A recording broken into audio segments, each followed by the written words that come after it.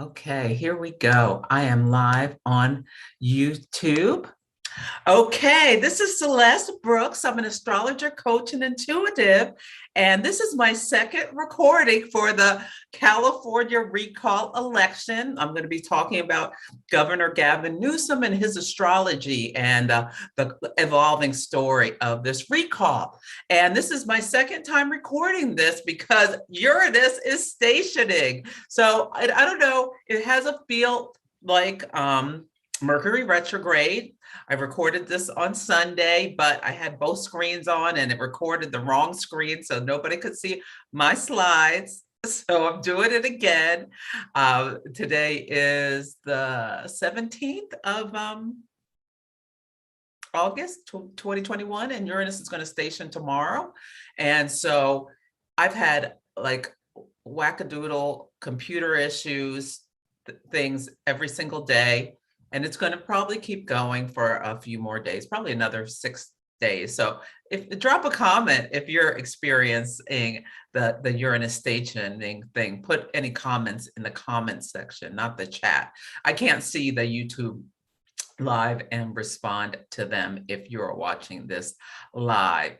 Okay, so just a bit about why I wanted to talk about Gavin Newsom in this. One of my Instagram followers asked for my thoughts on this election. And so once I looked his chart up, I mean, it's just so fascinating because it's so intimately tied into the moon phases, eclipses, which are moon phases and things like that. And I'll go through this. I'll try to give as much detail as I can for anyone who's just interested in politics or whatever and doesn't really have a firm foundation in astrology. I'll try to make it very, very clear what I'm seeing. But it's such a wonderful example of this unfolding stories that happen in our lives and how, you know, it really is written in the stars. The natal chart is a snapshot of the planets at the moment of our birth. And it's a novel. It's a novel of our lives with the planets continue to move, but our chart stays the same. Okay. Yes. And let me share my screen and get going.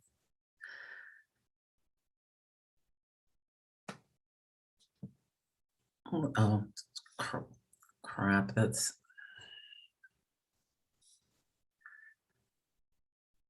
This is more about, okay, here we are. Hopefully this will be successful because I really don't want to do this a third time. So anyway, I am Celeste of Astrology by Celeste. I am a Taurus sun, Aries moon, and Cancer rising. And Cancer is ruled by the moon. And that's one of the reasons I'm so intimately connected into the moon. My background is I have over 20 years of sales, marketing, and business development experience. And I used the moon and the moon phases in order to retire early from my corporate career and become a full-time astrologer, pursuing my passion, pursuing my purpose, and yeah, enjoying my life with less stress and more pleasure. Anyway, this is the background of the recall election. So Gavin Newsom, for anyone who does not know, he is the governor of California. And in California, these recalls happen all the time. There have been 55 attempts to recall the governor. I think this is his sixth. There's only one other successful one in 2003. So I have highlighted here, and these slides will be available in this. My assistant will have to put them up in here in the next day or so that you can download them if you so choose. But Yeah, there's only been one successful recall campaign so far. Now, some key dates. So June 20th, 2020 was when the recall initiative was started. Oh, excuse me, here it is. June 10th, 2020. On March 17th, 2021, they had gathered enough signatures in order to get the recall on the ballot. And the recall election is going to be on September 14th of 2021. The reason he's being recalled is that the supporters feel that he mishandled the state's response to the coronavirus pandemic, as well as not doing enough to support the state in terms of the homelessness problem. These people are upset about the sanctuary city policies as well as water rationing. Yeah, so this is fantastic to work with Gavin Newsom's chart because we have his exact birth time, and a lot of times we don't. We just know the day people are born on, but this chart has a AA rating that he was born October 10th, 1967 at 5:13 a.m. Pacific time. So this makes him a Libra sun, a Capricorn moon, and a Virgo rising. And so a Libra sun it's ruled by Venus, and this is the sign where we see a lot of lawyers with a strong Libra signatures, but it talks about his will, his essence, his identity internally is as someone who feels justice is important, fairness is important. Think of the scales. Libra is all about how we partner with others. It's a relational sign between the self and the other, and wanting harmony and balance. And yeah, Libras can fight for the other. So this makes sense why you see a lot of lawyers with Libra energy. Diplomats as well are great. It's great to have a lot of Libra energy. Capricorn moon, the moon is about how we need to be nurtured. So his moon in Capricorn, ruled by Saturn, is that wanting to bring emotionally, it feeds him to bring concrete structures to life, to achieve, to bring things into the material world that have substance. That speaks to having a Capricorn moon. And yeah, it's the manager. Capricorn is like managerial. It's the mountain goat. So is the symbol, the sea goat, having that desire to like scale the highest mountains, as well being willing to like dive into the deepest seas in order to achieve one's goals. So it speaks to me about that Capricorn moon. And a Virgo rising, and Virgo is about service, essentially. So wanting to serve, being a public servant as a governor really speaks to Virgo, bringing order to chaos. So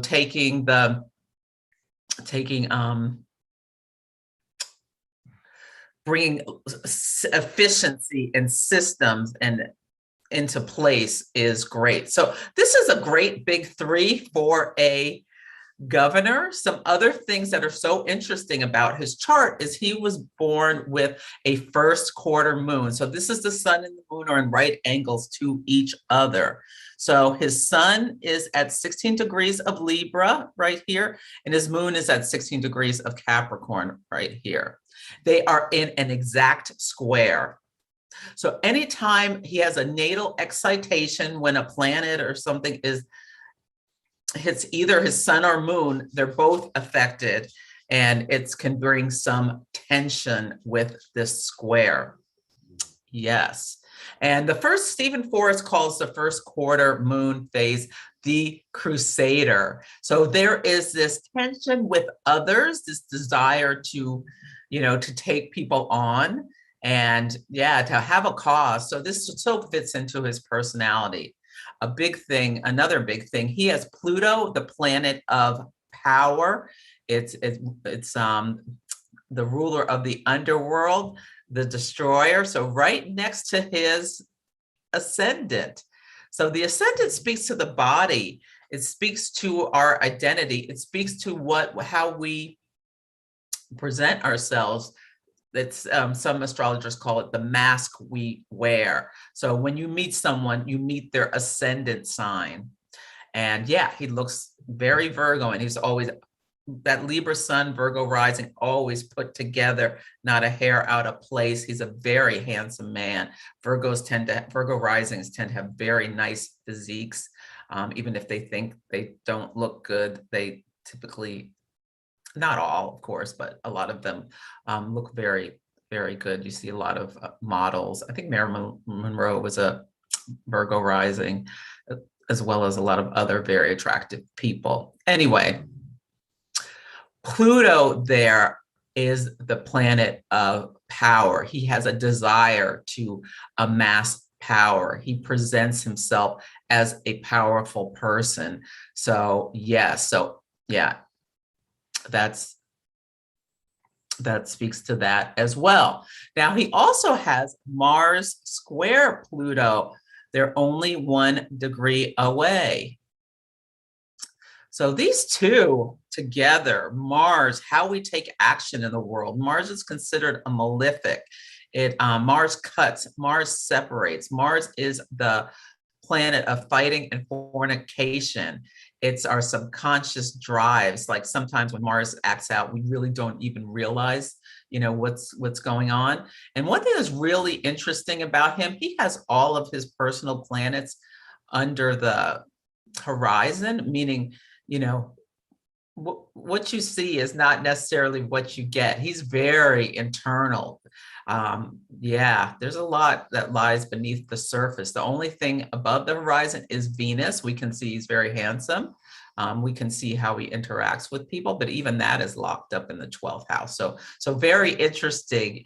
One would need to get to know him really well, I would think, in order to know what lies beneath. But that Mars square Pluto means internally there is a intense drive for power, and it speaks to executive functioning, maybe at a very high level. Mars in a fire sign, Sagittarius, it likes to be there. You see a lot of like elite athletes and things, like where you're in a fight for survival to achieve things.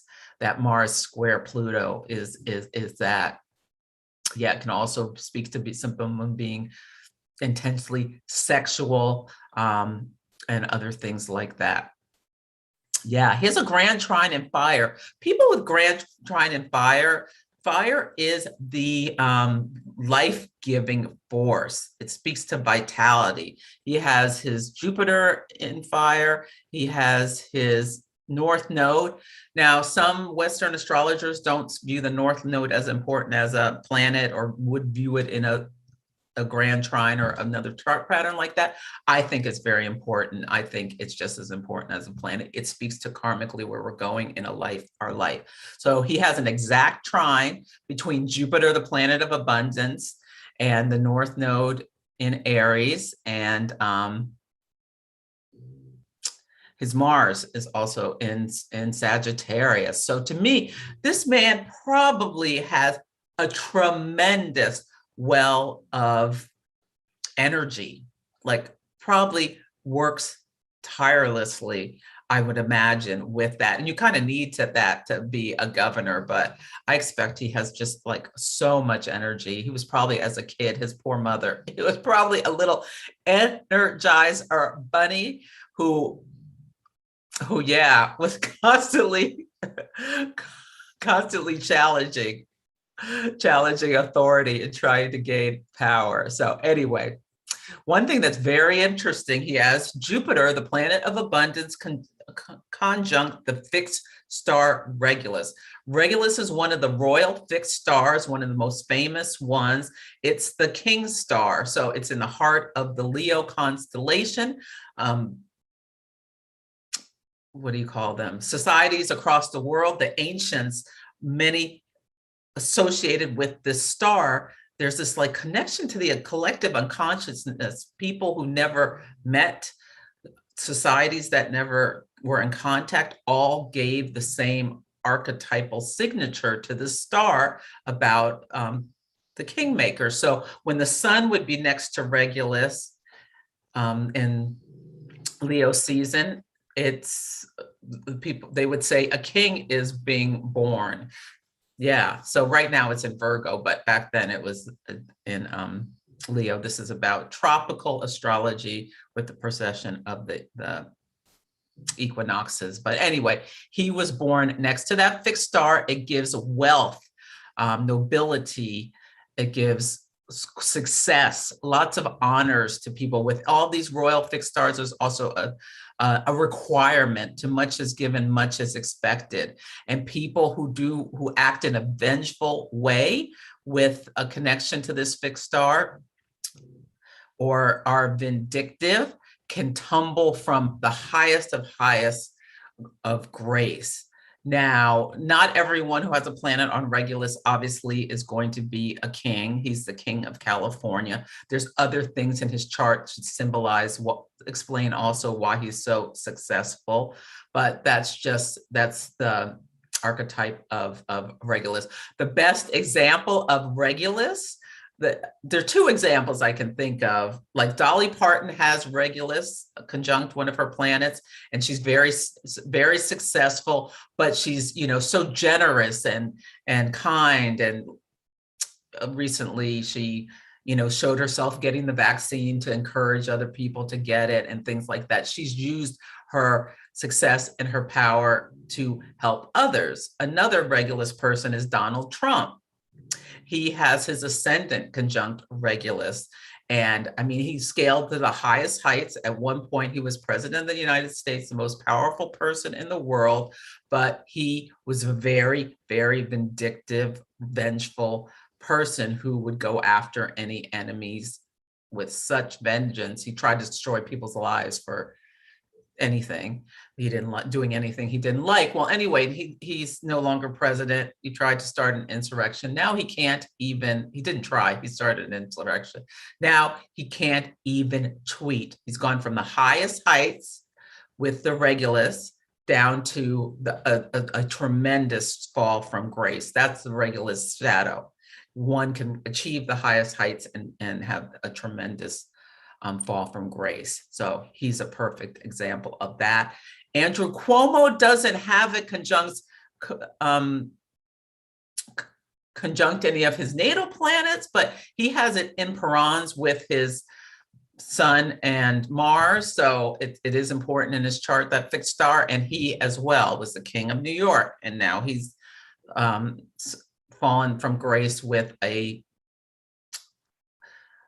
sexually harassing people who worked for him. And yeah, so this is another person who you see that with this star. Okay, Jupiter trine his north node. That is so clearly someone whose destiny is to achieve success. Jupiter is about prestige, brings abundance and this sort of thing. And Jupiter in Leo, he's very Leonic. He shines from within. The light comes from within him.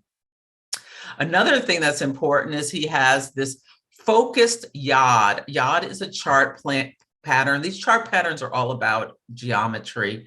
It's the geometrical relationship they're having with each other. So now Chiron is it's a centaur is what we call it now, but it's like an asteroid and a comet. It's an ice body. It's not a planet, but many astrologers think it's as important as a planet, myself included. And the Magi astrologers think, this is the secret society of astrologers, think it is like super important, and that it also speaks about career, marriage, and other stuff, and not just, it's known as the wounded healer. It has this energy of the maverick. He has his Chiron in Pisces, and it is in a yod, which is this chart pattern that suggests somebody's life has a fatedness to it. So it's Chiron's in conjunct Jupiter, and his Chiron is in conjunct the South Node, and the South Node speaks to like our habitual habitual patterns. It can Evolutionary astrologers feel it speaks to our past lives. It contains that within it. It can be, it's a place where you can show some like shadow sides of the behavior associated with that sign. So his south node is in Libra, and yeah, so that forming a yod. Now it's a focused yod because Chiron is exactly opposite his Uranus, the planet of shocks, sudden events, great awakener, that sort of thing. So when any of those planets are interacted with by a transit, they all are. It causes this like domino effect. Yeah, so this will become important later, but I just wanted to point out this yod pattern. And his Chiron is in the house of open enemies. It's the seventh house. We think of it as a house of marriage, a partnership, and all this stuff. It's also the house of open enemies. So I think that's important. And his is ruled by Neptune, which is very important in this story. So, okay, let me make this snappy. Okay, so Gavin Newsom and the recall campaign began on June 10th, 2020.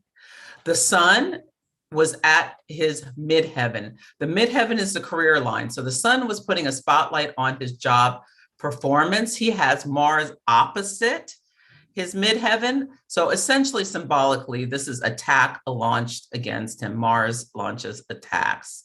Very interesting that the North Node was at 29 degrees. Every sign goes from 0 to 29. 29 is a very important degree. It's an anaretic degree is what what it's called. And it's making a T-square, which is an activation.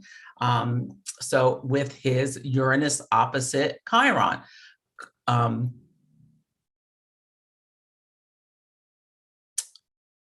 Open enemies, Chiron, are spotlighting his career, setting off this Chiron, and this is a square as well. So North Node square Chiron, North Node being a karmic point, North Node square Uranus, Uranus shocking sudden events, Uranus in his first house. Like this is creating a shocking event in his life. Will it lead to a shocking wounding? So as well, this time, Neptune was in an exact square with his natal Mars. This is a holy war. This is an action by an opponent leading to a loss in power is how I see it. It also is creating this T-square on this other side. So there are two T-squares created, the focal points being the North Node in Gemini, which is in the same sign as his career, and then on the Mars. So this basically is creating, and on his Mars, how he takes action in the world. He's being at his most private point, he's being attacked. Okay, so I think one of the key events about how they were able to get so many signatures on this recall. Now this, I will admit, it may be my personal bias as well, but on November 6th, some lobbyists took Gavin Newsom out to the French Laundry, which is world-renowned, very shishi, very expensive restaurant in, I think it's in Yountville, whatever. It's in wine country. And on November 17th, it was exposed in the news with pictures showing him at this event. Why it's so important? We were in the midst of the pandemic.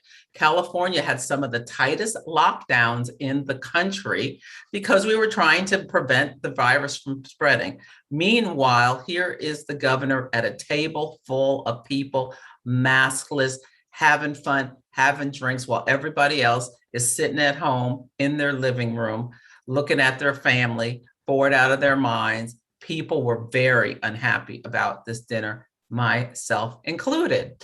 Well, this dinner was, the exposure of this dinner was 3 days after a new moon. And the moon cycles are so important. The ancients navigated their lives through the moon. It speaks to, at a new moon, the sun and the moon are at the same degree in a sign. It's a time. The sun is about our subconscious mind, the moon, our subconscious. They come together and share secrets to each other and start emerging things in our life. Working with the moon cycles helps make the subconscious conscious. So we set intentions at the new moon, the light starts to grow. A week later, there's a first quarter moon, and they are in an exact square. Squares are tension, squares are activating. Typically what happens at this time is things become clear to us. We make decisions, we set things in motion. If you're working with them consciously, you're constantly working from the intention phase up to the fourth quarter phase. And then you see things come to light that need adjustment. It's a crisis of action is what it's called. Then a week later, the next main phase, there are 8 phases, but there are 4 that are the real hardest activations. Then there's the full moon, where the sun and the moon are exactly 180 degrees apart from each other. They're as far apart as they can be. They're facing each other. It's full illumination. If you think about, at the night sky is dark at the new moon, and it's as bright as it can be at the full moon. So the earth is between the sun and the moon. Full illumination, all becomes clear. It's a time for celebration. And as the light starts to wane and release after the full moon, we start disseminating information. We start letting go of things. And then at the last quarter moon, where the moon and sun are again in a right quarter, a square, it's a crisis of consciousness, where we think about lessons learned, where we start to prepare ourselves for the new story, and then the light wanes, and then at the last few days, we're supposed to rest, release, and what have you. So the energy grows as the moon waxes for the first half of the cycle, and then as it wanes, we start to release things and prepare anew. Now, every month we have a new moon, giving ourselves a chance to work with a different sign and archetypal energy to bring new things into our lives. But there are also these larger 27.5-month stories. So follow me on Instagram if you're interested in this, because what happens is, and this is very important to the story of Gavin Newsom, is that the sun and the moon come together at the same degree every month. 9 months later, the moon is at the same degree, but now it's in the first quarter phase. So the sun will be in a different sign, but the moon will be at the same degree, and it'll be activating the same area of your chart. So things are born at the new moon. 9 months later, even if it's subconscious or you're not aware, things pop into our lives. If you're working, it's a great thing to work with larger projects.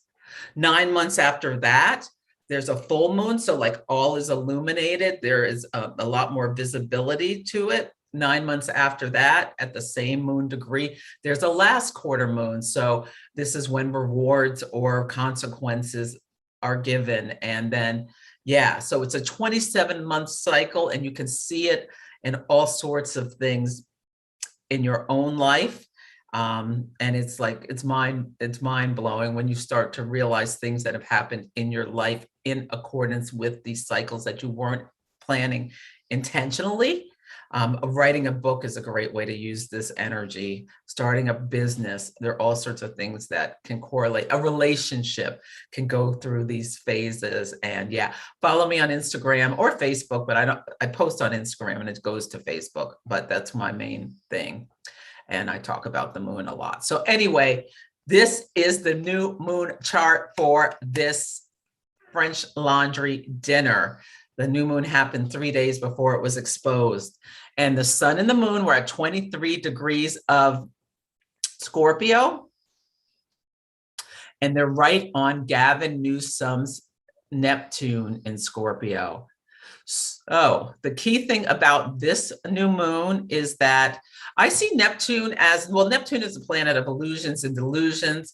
It rules like the film industry. It rules like how we try to frame ourselves in a public perception. Well, the new moon put a spotlight on his reputation, him sitting at dinner at the French Laundry. It's in his house of news and communication. So there was this spotlight on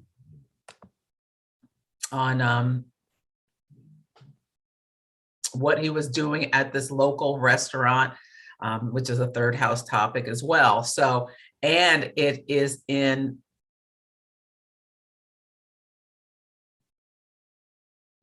yeah, never mind about that. Anyway, this is what I see this is as, that his image, Neptune is a planet of illusions and delusions. His image was changed. There was this sun spotlighted him sitting out there at that dinner, and it changed. The moon also rules the people.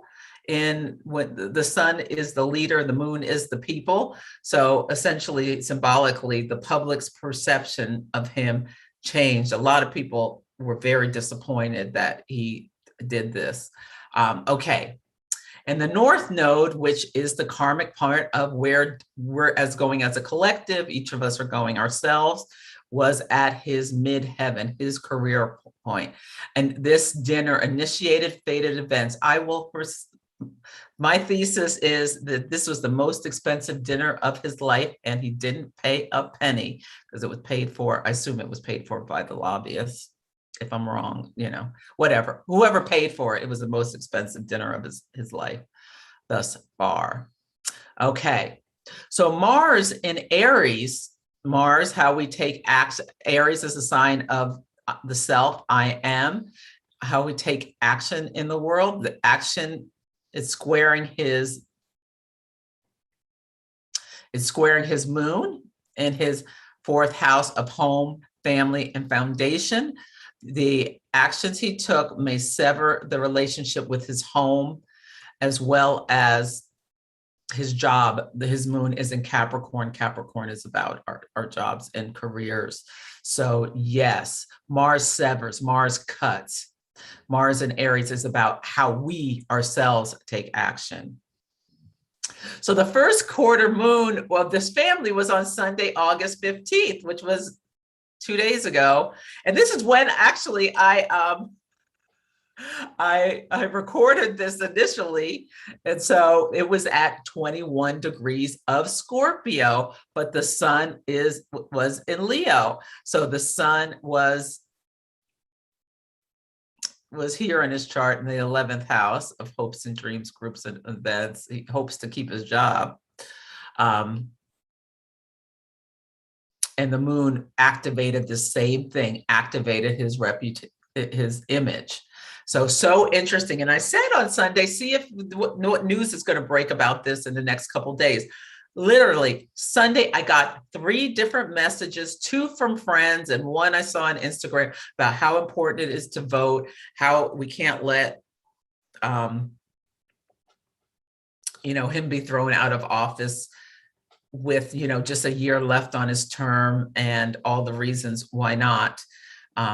Although not one of these said anything about his accomplishments as governor, which if I would counsel his people to really get out there and talk about his accomplishments, not just about don't let QAnon kick me out of my job, because I don't think that's very effective messaging personally. Yeah, you need to say both of them. Anyway, so yeah, the recall, the ballots are going out this week at the first quarter moon.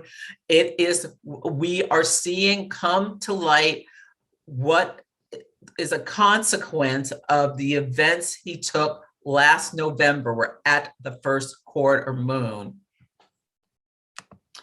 Okay, so the story continues. Solar eclipses are new moons and full moons times 10, where the sun and the moon either meet or oppose right near the nodes. So their eclipses are karmic. They like suddenly things that like accelerate or get pulled into our lives. I retired earlier than I expected because the eclipse just like hit my chart in such a way that natally excited me to to say goodbye.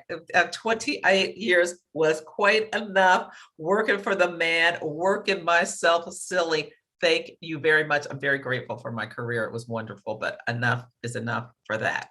Okay. Anyway, back to Gavin Newsom. This solar eclipse last December was exactly conjunct his IC, which is the most private parts of our chart. It's exactly opposite. We talk about the ascendant is these are points. They're not physical objects. The ascendant is like when you were born, if the doctor ran out to the eastern horizon and saw what sign was on the horizon. So this is a rise. We rise in our lives. The midheaven is the reach. It's the highest we can go. The rest is the DC, the descendant, which speaks to how we partner with others. It's also the sun moves from our visibility. The sun rests as soon as it crosses the descendant. And then the root, this is our root, is the IC. Anyway, so, and it is always, well, in Placidus, the cusp of the fourth house of home, family, and foundation. So fated events were put into place that will Mars separate him from Vesta, his work. Vesta is, it speaks about the home, hearth, and the family. It speaks about what we're devoted to. Demetra George wrote an amazing book about the asteroid goddesses. Vesta's an asteroid. We think of it with the Vestal virgins who were responsible for the hearth fire. Anyway, it also symbolizes about home. So this solar eclipse is right next to Mercury, decisions. Mercury rules the mind's decision he made sitting down at that dinner at the French Laundry. Will separate Mars cuts, will cut him from his home, is what I see this as symbolically. And Jupiter, the planet of expansion, and Saturn, the planet of constriction, are both squaring his south node. When you see something coming to your south node, we all get a little nervous because the south node is the cosmic vacuum cleaner of the universe that can suck things out of our lives. It is like the north node is the insatiable mouth of the dragon, and the south node is the anus. It's like about elimination. It's also about like just sucking things out of our lives, eliminates things from our lives. Anyway, I see this as it activates that yod, which was the south node to his Chiron, to his Jupiter, with the opposition to Uranus. So, and remember his Regulus, if you're vindictive or vengeful, and I don't know, I've never heard anything about him being vindictive or vengeful. So maybe Regulus will save him from going down the tubes. Not sure, but fated events, endings from open enemies. Chiron in the seventh house activated this yod. Will he fall from grace? Has he been vindictive? Has he used his Regulus, this gift, this birth gift he's been given for the highest good, and taken all this success and wealth and prestige for the highest good? Or has he been vindictive or revengeful, and he will be falling tumbling from grace? He wants to be president. And if he gets recalled, I think that's very unlikely. Americans don't go for, well, we like a comeback story, but we don't like, Americans really don't like losers, apparently. Anyway, so the recall election, the thing that almost knocked me off my chair is that the first quarter moon of this eclipses are huge new moons, so they have really big stories. You should look and see where 23 Sag is in your chart, because on September 13th, the day before the recall election, is the first quarter moon of this moon phase. So if anything started that was not clear to you, you'll be finding out what this story is in your life at the first quarter moon. And the reason it's so significant for him is his Mars is being directly hit with this natal excitation, as well as his IC, that the lowest part in our chart. And decisions you made around them will be, you could be seeing things come from them, and it could be rewards depending on, or it could be consequences, or it may just be minor things if it's not really activating your chart.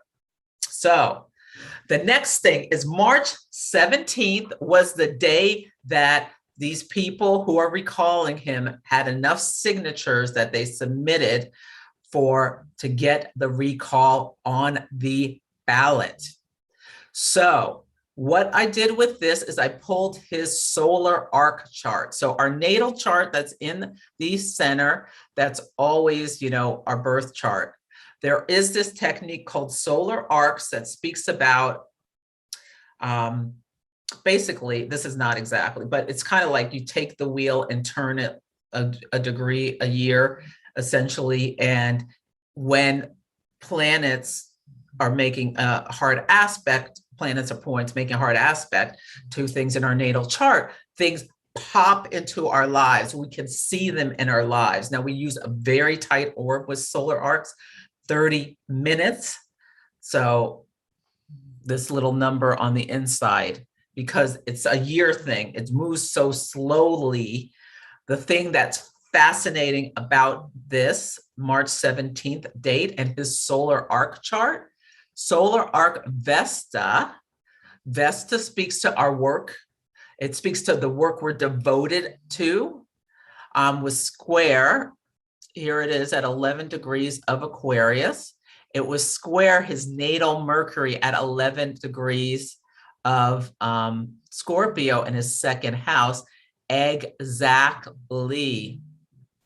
Yeah. And so Mercury rules petitions. So this speaks to what happened. A petition to challenge his ability to perform his work was successfully able to put this thing on the ballot. Yeah. So his solar, and I should have mentioned, back in December, we went into a second lockdown, which some people were very unhappy with. And this also may have encouraged people to sign that petition. So in eclipse season in December, he put us in a second lockdown. Now, there was a lot of complaints, like especially for restaurants who had been having people sit outside, that they had to shut down. There was no evidence that was presented to the public at large about how COVID, people sitting outside, could cause the infection to spread.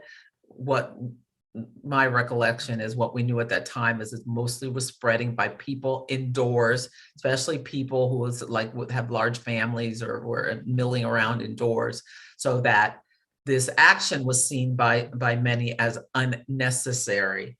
Not all, but some people felt it was unnecessary and government overreach. And so as a result of that dinner and a result of that second lockdown, I think for some people it was the first lockdown too, whatever, but it got enough signatures. It was over 1.5 million. It was 2.1 million signatures they got. You can read the first page for those details, or just go to Ballotpedia to get all the details. So anyway, this was exact that day, popping into his life, that enough signatures were available to put this on the ballot. Now, another interesting thing is that, so the last eclipse season was the lunar eclipse on May 26th and the solar eclipse on June 10th. Well, his solar arc, Neptune dissolves, was exactly square his sun on May 26th and conjunct his moon on June 7th. So dissolving his job, his home, squaring his identity is how I see this. Dissolution of the Neptune, did I say Neptune dissolves? Neptune liquefies. Dissolution of foundation, home, and identity. And this is in eclipse season, which like really streams things in. Yeah. And his solar arc Venus was conjunct the natal south node in the second house on that date as well. It is almost exact. It's 2 minutes away. So it had just happened. So the south node, as I said, it's a cosmic vacuum cleaner. Venus is also about our money. Venus rules money, what we value, our resources, his source of income down the cosmic toilet bowl is what the archetypal symbolic energy of this solar arc. Okay. So then we had the solar eclipse on June 10th, 2021. And this was same boom, slam, boom, bop at his midheaven. His midheaven's at 20 Gemini. The solar eclipse was at 19, activating his career line. A time when we change jobs, especially it can be unexpected as well, is when we have an activation to our midheaven. Sometimes you can get an unexpected promotion or things like that, or a new opportunity, or lose your job. Now, this is a North Node eclipse. Look at this. Mercury is retrograde right at his midheaven. Retrograde, think of all the RE words, recall. It is, I mean, the universe is just literal sometimes. He is being recalled for actions he took, decisions, well, I shouldn't say actions, decisions he made to go to the dinner, to put us in a second lockdown. Some people are mad about the first lockdown. I am not. I think, you know, at the start of the pandemic, he showed real leadership and really was doing a good job. Many people think. Yeah. So fated events around his career and reputation, past decisions at the forefront, career change. Now it's also opposite his natal Mars. So when things, it's so interesting in his chart. He has all this like tension and opposition. I would think in his life, it would be interesting to ask him this question.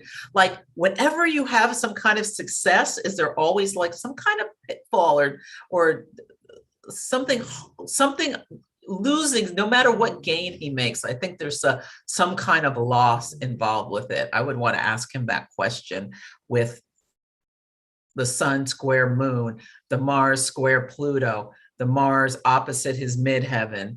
Yeah, I think that would be a really interesting question to ask him, and would love to know. He's got so much under the horizon, all his personal planets. We don't necessarily see that, but I bet I wouldn't be surprised if that was part of his life. Okay.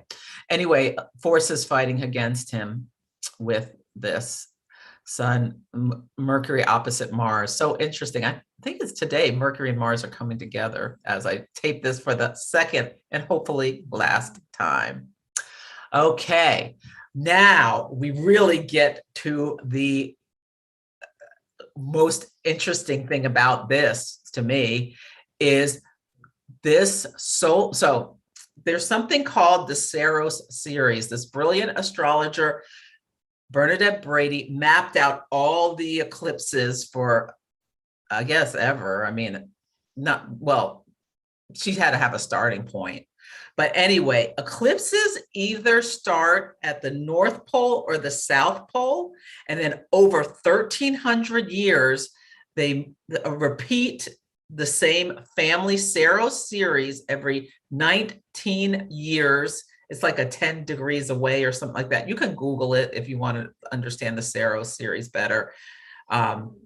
but every 19 years, there's an eclipse that is part of this same Saros family. She charted the original eclipses from the poles, and has her book is called The Eagle and the Lark, and has given the flavor of described what each of those eclipses mean. And so for all of us, we're experiencing this eclipse still, and it can be like prophetic dreams. You could have, it could be really, it's a really great time for creativity and all sorts of stuff. But this is the eclipse family from 2003. In 2003, the only successful recall election of Governor Gray Davis happened. We are in the same Saros cycle as this. In 2003, Gavin Newsom became the mayor of San Francisco. His chart is intimately tied into the Saros series. The Saros series was this is another thing that's so interesting about this. The sun and the moon were in conjunct at 19 degrees of Libra. His sun is at 16 degrees of Libra. Neptune was conjunct the sun. I think Neptune was at 20 Libra. So this, the birth chart of this is very intimately tied with Gavin Newsom's chart. Mercury is at 11 Scorpio, just like in his chart in this series. And yeah, so Neptune can bring lasting things, and Neptune can be the ultimate manifester.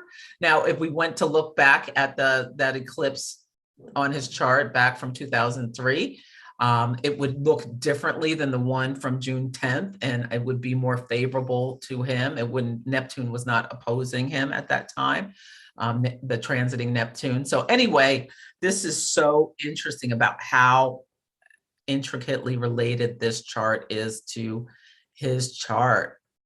Yes.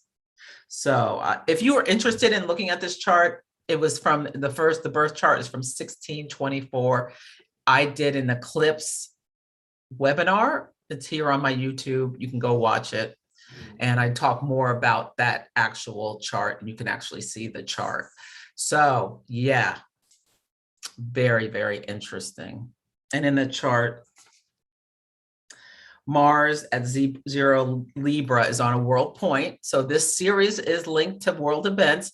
California is like I think it's the 8th largest economy in the world. So, you know, a California governor being recalled is a world event. So I think if we went back every, 19 years, you would find things with the signature of this chart. And Mars was on the Mercury-Uranus midpoint of that chart. So like actions taken, unexpected events are really linked to this cycle. Okay, so here is the recall chart. So, and I could say the recall election, September 14th. This is the first quarter moon chart from September 13th, the day before the recall. This is the first quarter to the eclipse from December 14th. The moon is back then, the moon was at 23 degrees. Now it's at 21 degrees, activating his chart in the same place. But now look at this. You cannot make this stuff up. He is a 21 degree Virgo rising. His Pluto's at 21 degrees Virgo, and his Mars is at 20 of Sag. The sun is at 21 degrees. This is the transiting sun is at 21 degrees of Virgo, putting a spotlight on him, his identity, his power. The moon representing the people is at his nadir. It's at 21. It's conjunct his Mars. The people, his home, because the governor lives in the governor's mansion. His home is the people cutting him off from his home, potentially. Neptune at 21 degrees of Pisces, opposing him from the house of open enemies. Open enemies. And what's his name? Robert Hand. He wrote this incredible book where he goes through every single transit from the planets, and he also includes like the ascendant and the midheaven, and categorizes, you know, what it means with Neptune squares your Mars. This does this, that does that. Anyway, he calls Neptune square Mars, which he's having on election day, a low energy situation where you can emerge as a loser. And Neptune moves very slow. So this is a gradual transit that evolves over time. So when people are having Neptune transits, it can be, especially when Neptune's in your 7th house, it also can speak to, like, if you're married, your marriage with your partner or your business partner there can be a time of disillusion, of confusion, of what have you. For him, this is really about his career. It's squaring his midheaven and his Mars, activating that Mars opposite midheaven. So life transformed through the disappearance of his identity. This is a T square, activating his 4 angles, the most important points in your chart. And yeah, the release is in his T squares have a release, which is opposite the apex. The release is at his midheaven. Transit Uranus on this day. It's on a world point. The world points are 15 degrees of fixed signs, 0 and 22.5 of cardinal signs, 7.5 of mutable signs. When things are happening at these world points, we can see things pop that have a larger significance.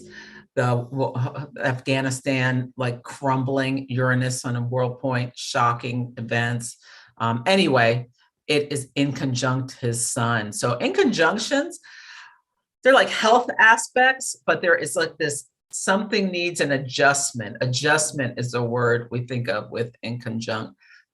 Something shocking affecting his identity, sun.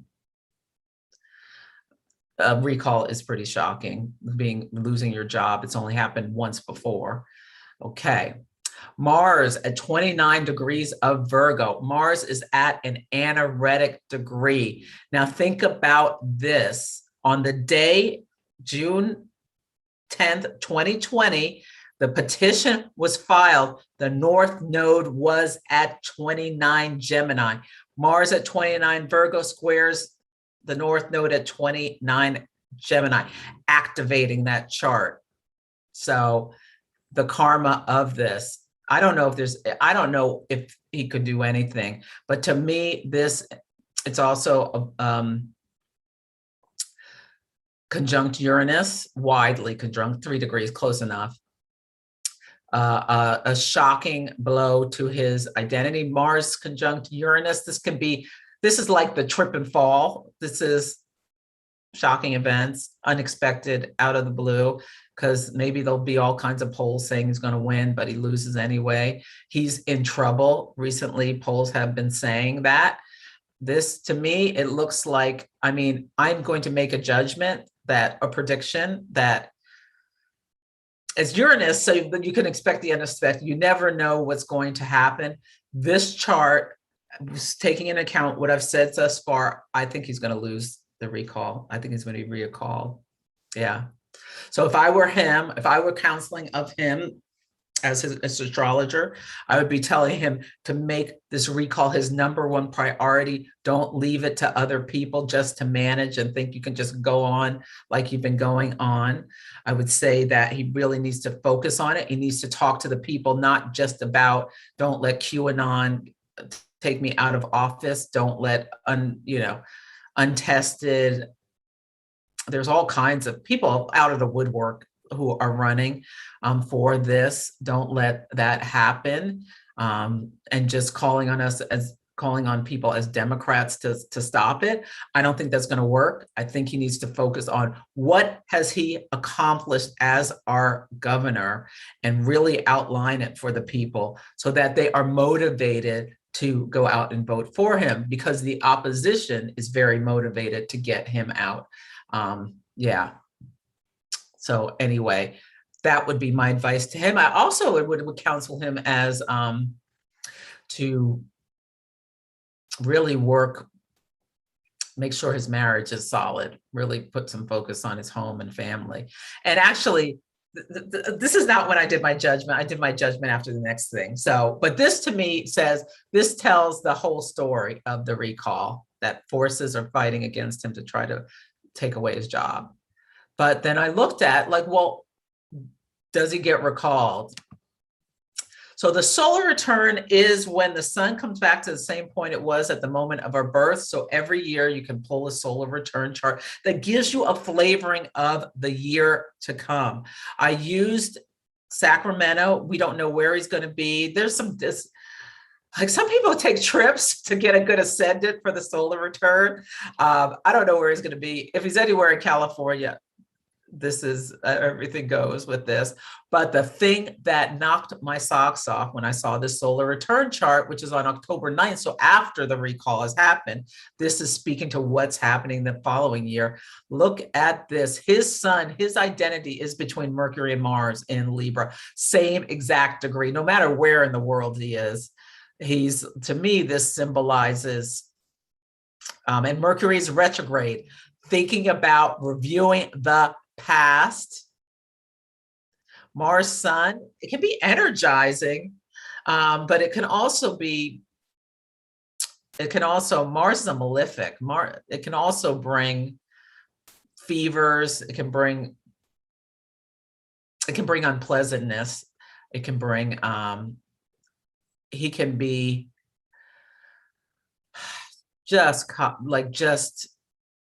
it's also squaring his natal moon.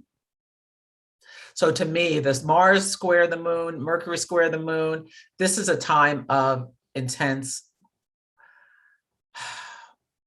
frustration, worry about things that have happened in the past. It's a mentally disturbing, emotionally disturbing period is how I would describe this. If he's in Sacramento, his ascendant is at 16. I've never seen a chart like this with the ascendant, Mars, Sun, and Mercury all at the same degree in the solar return chart.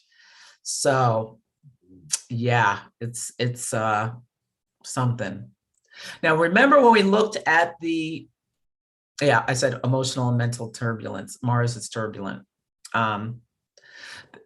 The moon speaks to emotionally what we'll be going through in that year. The moon is at 29 degrees of Scorpio. Scorpio opposes Taurus. The moon is exalted in Taurus. It like has a special seat at the table. Oh, it loves being in Taurus. It's just such a wonderful, beautiful support. Venus rules Taurus for the moon. Well, the moon is at the last degree of Scorpio in its detriment. The moon does not want to be in Scorpio. Scorpio is about survival. It's so emotionally he'll be thinking about really deep, intense, emotionally intense things. The third house also speaks about the mind. And when we can see things happening here, it can be about anxiety, depression, or what have you, when the third house is activated. So this is a time of intensity, shadows revealed. I think he's going to be having a dark night of the soul next year. And Mars co-rules Scorpio with Pluto, the planet of the Lord of the underworld. So this is not looking good. And look at how Mars is on his sun and Mars is ruling the moon. This just looks like a really unpleasant year for him. Look at this. Venus is right next to the South Node. Now, remember on the no, March 14th chart, Venus was on the south node. Solar arc Venus was on his natal south node. This is replaying here, his source of income down the tubes. And remember, his home, to me as well, that says leaving. Okay. Relationships are income under, okay. Pluto in the 4th house. So it's showing in the 5th house here, but if you look at just the solar return chart, if he's in Sacramento, or frankly, if he's anywhere in California, Pluto will be in his 4th house. And it doesn't, even if you go on vacation, when you're coming back home eventually. So the solar arc chart, I think, is fine to do in Sacramento or San Francisco. I think he has property here as well. Anyway, Pluto in the 4th is one of the biggest indicators of relocation when Pluto's in your 4th house during your solar return. It also is Uranus in the 8th, change of financial situation. Neptune in the 6th can be a period of transition between jobs. The 6th house is this house of daily life. 8th house is the shared resources. It can speak about, our finances changing. So it's the solar, this is why I said he's going to be recalled. The solar return, which is after the election, shows that it's going to be an intense time, potentially a dark night of the soul for him next year. So, yeah. So then, I'm going to go through this quickly. So Larry Elder is currently the Republican candidate who's in the lead. He has been very prominent for decades. He calls himself the Sage of South Central. We know he was born April 27th, 1952 in Los Angeles. We do not know his birth time. So I'm not saying for sure he's going to win, but I think there is, I wouldn't be surprised if he won and he's the new governor of California. This chart here is the transit chart for the election day, the September 14th. So he's a Taurus sun, Gemini moon. Uranus is in his sun. Uranus on February 17th, the day of the first Saturn-Uranus square, the story of 2021, which is about releasing structures that no longer serve us. Uranus was on his sun and Saturn was squaring his sun. I don't know what house is because I don't know his birth time, but Uranus being on the sun speaks to a change of identity. It can also be about an unexpected change in your job when you get Uranus, a Uranus sun transit. I had that this year and I have retired from corporate. Yes, I have. And yeah, he definitely has a Gemini moon. I don't know the exact degree. If he was born at noon, that eclipse hit him right on that degree, which speaks to as well. Moon rules the home, having a new home from an election or this, during this eclipse cycle. Okay. Now, to me in his chart, now Saturn on the day of the election is to the degree and the minute at noon squaring his sun. Now, the minutes may be a little off if he was born way away from noon, but I mean, the fact that this is an exact square is 0 degrees, 0 minutes is very interesting. It speaks to Saturn separates. He is the sun. He is Uranus separating Gavin Newsom, Saturn, the authority, from his job is what this could possibly symbolically represent. But it's a clash with authority, time of hard work, victory. Saturn brings rewards as well as consequences. It's the karmic. It's the planet of karma. So yeah. This is something that I also found very interesting. There is a yod with Mars at 29 degrees of Virgo at the apex. And this is the transiting Mars. It is making a yod to his Jupiter and his North Node. Remember with Gavin Newsom also has Jupiter trine the North Node. They're different signs here. Jupiter's in Aries, North Node's in Aquarius. But this is a yod. And so yods can have a sense of feel like they're fated. And I see this symbology as fortunate events, good luck, actions, the action for him to decide to run for governor, bring big success and have a karmic nature. So I'm saying that there's a good chance he may win. This is really interacting with his chart. He's having a natal excitation on the day of the recall. Now he could lose. Saturn square Sun can also represent loss, but in combination with that yod, I think he's going to win. So I just look to put Gavin Newsom and Larry Elder together. So Newsom isn't in the center. So we know Newsom's birth time. And then Larry Elder's planets are on the outer wheel. And this is a synastry chart. And this we do this when we're looking at the relationship between people. This is so fascinating. Larry Elder's South Node at 27 Leo is conjunct Gavin Newsom's Jupiter. From an evolutionary perspective, suggesting they have known each other in a past life, and maybe Gavin Newsom was Jupiter the king. Gavin Newsom was a teacher to Larry Elder, something in the past life. But in this life, Larry Elder's Jupiter is on Gavin Newsom's North Node. So to me, this could mean that Elder gains prestige over Gavin Newsom.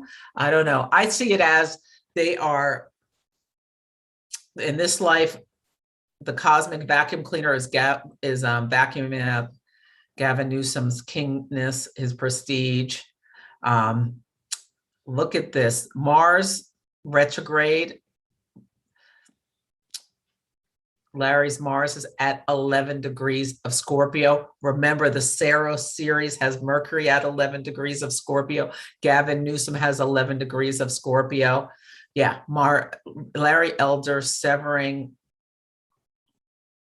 Newsom's power, Scorpio, his voice, Scorpio, because of decisions he made. And both of them, the other thing I found fascinating, both of them have Saturn retrograde in opposition. Larry Elder's Saturn is in Libra. Gavin Newsom's Saturn is in Aries. They are opposing each other within a degree. There's such a karmic feel to this that elders, like, they're fighting over authority. They're opposing each other, trying to be the authority. And that potentially they both have Saturn retrograde at the time of their birth, which is also very interesting. So anyway, I wouldn't be surprised if Elder wins. It's a big upset, is Uranian and what have you. But I think Gavin Newsom's going to lose. Anyway, I am tired of talking. And I hope you found this interesting and informative about this election. And I hope recording goes well, besides the fact that Uranus is stationing.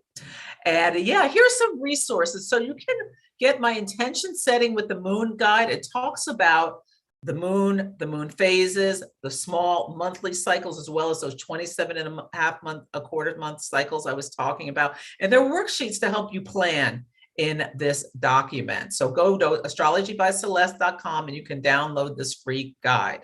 These are the books I already mentioned: The Eagle and the Lark by Bernadette Brady, The Book of the Moon by Stephen Forrest, Lunar Shadows by Dietrich Peschen. She's the one who first discovered that there are these bigger cycles where the moon is at the same degree, approximately 9 months after the new moon at a different phase, the first quarter, then the full, then the last quarter.